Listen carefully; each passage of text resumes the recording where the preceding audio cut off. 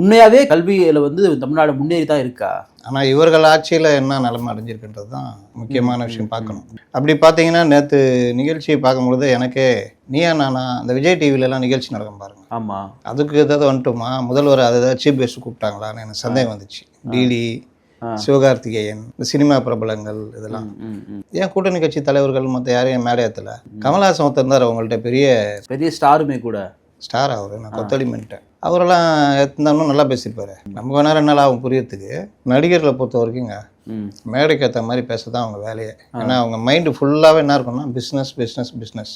இதனால நமக்கு எதுவும் பிரச்சனை வந்துடாது அப்படின்ற மாதிரி தான் இருப்பாங்க. அதனால் அவர்களை பொறுத்த வரைக்கும் ஆளுகின்ற அரசு அதிகார வர்க்கத்துக்கிட்ட எப்போவுமே பணிஞ்சு போவாங்க, புகழ்ந்து பேசுவாங்க, ஒரு படி மேலே போய் பேசுவாங்க. ஆனால் சரக்கு இருக்காது. நேற்று நிகழ்ச்சியிலும் அதான் நடந்தது. இன்னொரு லாபம் என்னன்னா, இன்னைக்கு விஜய்க்கு அகைன்ஸ்ட் சிவகார்த்திகேன்ற மாதிரி அப்படின்னு ஒரு தோற்றத்தை உருவாக்கிக்கிட்டு காமிச்சிக்கிட்டு இருக்கிறாங்க. அந்த அடிப்படையில் விஜய் சிவகார்த்திகேயனை கூப்பிட்டு பேசினா யங்ஸ்டர்ஸ் இது கொஞ்சம் இதாகும். எல்லாவற்றிலும் ஒரு லாப நஷ்ட கணக்கு தான். சரி, நிகழ்ச்சி நடத்துறீங்க, அப்பட்டமாக தெரியுது இது ஸ்கிரிப்டடுன்னு. நிகழ்ச்சி நடத்துகிற ஆளே இல்லையா? அதுனா டிடி